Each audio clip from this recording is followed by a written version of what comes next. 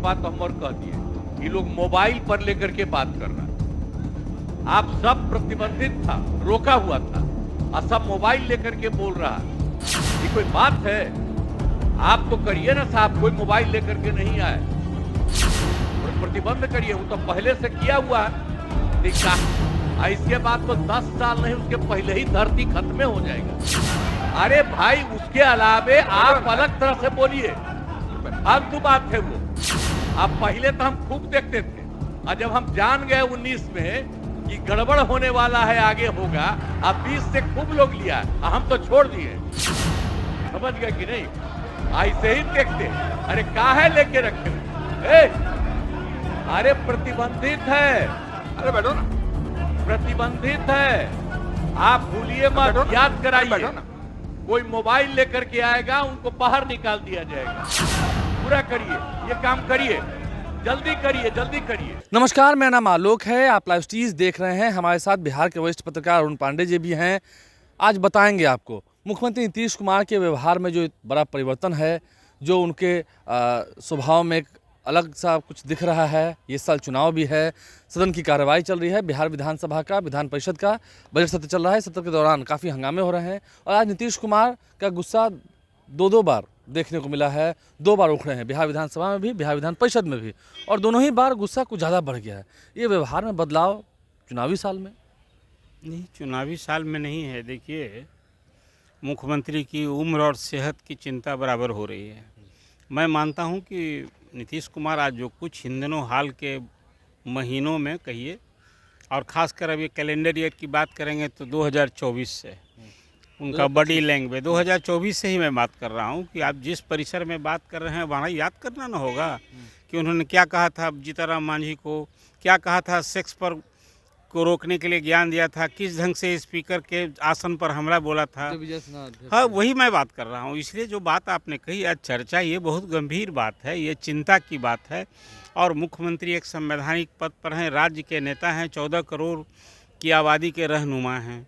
अब जिस ढंग से सवाल है कि नीतीश कुमार को गुस्सा क्यों आता है, और तब गुस्सा ज़्यादा आता है जब सामने राजद परिवार होता है, जब से राबड़ी देवी होती हैं, यहाँ तेजस्वी यादव होते हैं। आज जो आप सवाल कर रहे हैं, आज के ही सवाल पर नहीं, ये तो मुझे लगता है कि अभी चुनाव का साल है, चुनाव के 6 महीने हैं, अभी तो सदन में संघर्ष दिख रहा है। क्या इसका असर होगा कार्यकर्ता में, जो चाहे वो राजद के समर्थक हों या नीतीश कुमार के समर्थक हों, आम सभाओं में जहाँ मैं कह रहा हूँ कि क्या मैसेज जा रहा है, चिंता की बात वो है। लेकिन सर एक बात तो है, देखिए, एक बात तो है, गुस्सा तो हमको, आपको, सबको आता है। देखिए, गुस्सा है कि खीज है, इसको किस रूप में मैं आपको प्रस्तुत करूं। मैं ये मानता हूं कि नीतीश कुमार की ये छवि नहीं थी।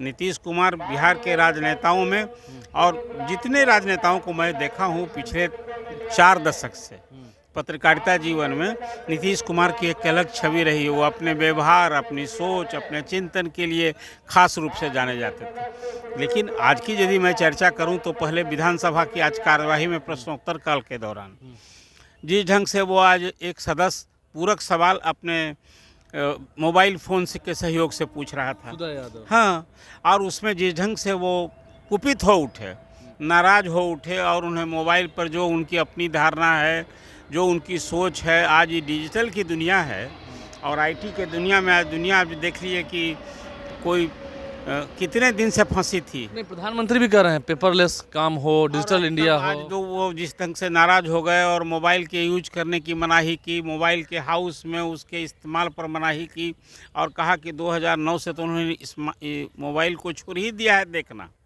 और कहा कि यदि ये सिलसिला लोग जिस ढंग से नहीं रोका गया तो 10 साल में पूरी आबादी नष्ट हो जाएगी। क्या क्या ज्ञान दे दिया। अब इतना अव्यवहारिक बात वो कर रहे थे। देख लिए हाउस में, यूँ तो मोबाइल पहले था कि यहाँ सब कुछ आप जाएंगे ना, तो इसी परिसर में जैमर लगा होता था, मोबाइल काम नहीं करता था।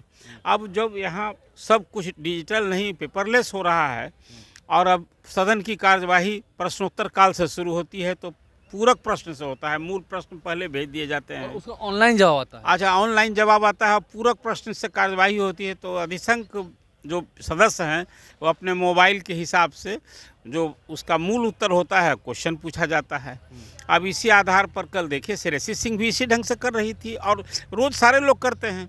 आज मुझे इसी तरह से उन्होंने अब जो बातें की, स्पीकर को मनाही की कि इसको रुकवाइए, तो मैं मानता हूँ कि एक पूरी तरह से ये एक अव्यवहारिक सोच, या इसको आप क्या कहेंगे? ये जानबूझ के थोपना हुआ कि जो हम कर रहे हैं वही तुम करो, ये कैसे हो बात चलेगा? देखिए, ये थोड़े कोई ये ना मानने योग्य बात है, ना अनुसर। हाँ, आप बच्चों के बारे में जो कहते हैं ना कि बच्चों में आज एक बुरी लत लग गई है मोबाइल यूज करने का, वहाँ तक तो अच्छी बात नहीं, है। एक आम बात है सर, आप भी कई प्रमुख समाचार पत्रों में काम कर चुके हैं, आपका भी लंबा एक्सपीरियंस है।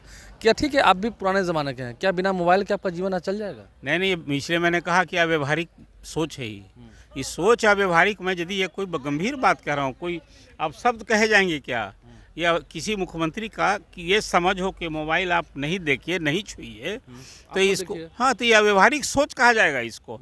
आप वो नहीं देख रहे हैं तो उनका तो काम चल जाता है, इतना बड़ा अमला जमला है। और फिर मान लिया कि प्रधानमंत्री का मोबाइल पर ही यदि कोई मैसेज आएगा तो मोबाइल पर बात नहीं करते हैं, लेकिन खैर चलिए, आज तो मोबाइल का ज्ञान उन्होंने दिया, जैसे हाउस में, उसी तरह से कभी जो मैंने आपसे बात की पिछले वर्षों में, आज विधान परिषद में ही जिस ढंग से वो अभी क्वेश्चन आवर में विपक्ष से फिर राबड़ी देवी से सामने तू मैं और जो कहा सुनी हो गई, और उसके बाद जो प्रश्नोत्तर काल में जिस ढंग से राजद बनाम विपक्ष, फिर वो अब्दुल बारी सिद्दीकी जो इतना लंबा संसदीय जीवन है, गंभीर प्रकृति और चरित्र के राजनेता के रूप में उनकी पहचान है, वो भी उलझ गए। और अशोक चौधरी जो ग्रामीण कार्य मंत्री हैं, आज जिस ढंग से उनका रौद्र रूप देखने को वहाँ मिल रहा था और सीधा टकराव हो गया, वहाँ सदन में चमचागिरी बंद करो के नारे लगने लग गए, और उसको खास करके आसन ने उसको ले लिया कि भाई ये क्या चमचागिरी बंद करो, ये स्पीकर पर है ये नारा। इसलिए कि देखिए, सुनील सिंह का कुछ खुद भी मैं मानता हूं कि उन जो जिस तेवर में रहते हैं, उनका भी बॉडी लैंग्वेज जो रहता है वो बहुत ही, उसको समर्थन नहीं किया जा सकता है। उनको भी अपना एक संयत व्यवहार रखना चाहिए। लेकिन आज जो कुछ सदन में हुआ है, आज फिर वही बात कि पहले कुछ होता था और तुम्हारा पति तुम ताम तो तुम तराक, तो ये तुम सामान्य। मुख्यमंत्री बने थे तो क्या हो गया, आपको बनाया हाँ, गया? अब यही कह रहे हैं कि जो बातें आज मुख्यमंत्री जिस ढंग से कह रहे हैं, उनके इस लहजे को, उनके इसके बॉडी लैंग्वेज को कदापि समर्थन नहीं किया जा सकता है। ठीक 20 मिनट इसी तरह से सदन हंगामे की भेंट चढ़ी रही, और अंत में भी सिद्दीकी ने माफ़ी मांगी। ये सिद्दीकी का कोई रोल नहीं था, लेकिन सिद्दीकी ने माफ़ी मांगी, और फिर उसको वहाँ इसको स्पीकर सभापति अवधेश नारायण सिंह ने उसको, लेकिन ये क्या हो रहा है, मैं मानता हूँ कि सदन के बाहर आई चुनाव का साल है, अभी तो बचा हुआ 28 दिन, 28 मार्च तक सत्र होना है, जिस ढंग का टकराव देखने को मिल रहा है। और मुख्यमंत्री अभी तो का एक दिन 24 तारीख को शायद तेजस्वी यादव को भी भाषण देना है। यही मैं कह रहा हूँ, अभी तो हाउस में भी तो तेजस्वी यादव बनाम मुख्यमंत्री हो चुका है। इसलिए कुल मिला जुलाकर मुझे लगता है कि एक शुभ संकेत नहीं है चुनाव साल में ये टकराव। अभी ये सदन का टकराव कहीं संघर्ष में, ये सड़क पर संघर्ष न दिखने लगे कार्यकर्ता समर्थकों के बीच में। ये राजनेताओं को संयत रखना चाहिए, और मुख्यमंत्री की जो बोली शैली है, जो उनका बॉडी लैंग्वेज है, एक बार कहीं ना कहीं जो जिस सलाहकार मंडली उनकी है, अब तो जो लोग कहते हैं कि मुख्यमंत्री खुद भी स्वतंत्र रूप से कुछ नहीं सोच और विचार कर रहे हैं, तो उनकी सलाहकार मंडली को इस पर गौर करना होगा। और मैं ये मानता हूं कि आज विधानमंडल के दोनों सत्रों में जो कुछ देखने को मिला है, ये भविष्य की राजनीति के लिए, बिहार के लिए एक चिंता की बात है। और मुख्यमंत्री को भी खुद ही अब गौर तो उन्हीं को करना होगा। उन्हें कोई हम आप नसीहत क्या देंगे, वो बिहार के एक रहनुमा हैं, उनके आचरण व्यवहार से तो लोग सीखेंगे, लेकिन मुख्यमंत्री ही जब इस ढंग से बात करने लगेंगे तो अब अंदाज कीजिए, मुझे तो लगता है कि वो दिन दूर नहीं है, उसी अंदाज में जितनी राबड़ी देवी कुपित हो जाएंगी, वो उठेंगी। अभी तो राबड़ी देवी जब ये कुछ बात होती है तो सदन से बाक आउट कर जाती हैं, और अपना जो दिल का कुछ भ्रास है वो बाहर आकर मीडिया से निकालती हैं। लेकिन सदन में वो स्थिति यदि बन जाएगी तो एक बड़ा दुखदाई होगा। अभी तो एक टीका टिप्पणी को लेकर सुनील सिंह को सदस्यता गंवानी पड़ी थी, बोले सुप्रीम कोर्ट से, फिर वो आ गए। ये टकराव दर्शाता है पक्ष विपक्ष के बीच। शायद को ये क्या हो गया, ये सब पूछ रहे हैं। यही सवाल है, ये सवाल तो मैं ही पूछूँ, आखिर क्या हो गया है, लोग ही जानना चाहते हैं। नीतीश जी का ये आचरण व्यवहार, ये बोल सोच, तो कभी लोग कहा ना कि नीतीश कुमार की छवि एक गंभीर राजनेता की छवि, उनके आचरण व्यवहार का लोग अनुकरण करते थे, इतना शिष्टतापूर्ण सबसे मिलते जुलते थे। लेकिन अब सदन में जिस ढंग से वो कुपित, तो वही कहते हैं कि राजद पर क्यों इतना गुस्सा है, ना राजद से क्यों ये नाराज है, सारे सवाल ही हैं। अब जवाब तो कोई कौन देगा जवाब इसको, मैं तो ये कहूँगा नहीं। अब वो तेजस्वी कहते हैं कि भाई कहीं ये सरकार की अब क्या है, विदाई की बेला है। हाँ विदाई की अचेत बेला अवस्था है, में हाँ मुख्यमंत्री। चेत अवस्था में है। जन स्वराज के प्रशांत किशोर कहते हैं कि इनका शारीरिक और मानसिक रोगी हो गए हैं। ये सब तो ये बात तो मैं नहीं कहूँगा, लेकिन कुल मिला जुलाकर सीएम का आज का जो व्यवहार है ये एक चिंता की बात है, दुखदाई है, और कहीं ना कहीं एक चिंता और चिंतन दोनों का विषय आप रहा है। चिंता और चिंतन करना होगा मुख्यमंत्री को भी, उनके सलाहकार को भी, कि आखिर ये हो क्या गया है नीतीश कुमार को। उनके व्यवहार में जो बदलाव देखने को मिल रहा है, इतना गुस्सा, इतना चिड़चिड़ापन स्वभाव में देखने को मिल रहा है, वो सदन के भीतर भी दिख रहा है। आप समझ सकते हैं, चुनावी साल है, साइड इफेक्ट्स तो हो दिखेगा ही इसका। हमारे चैनल को सब्सक्राइब कर लें, साथ साथ फेसबुक पेज भी लाइक करें। धन्यवाद।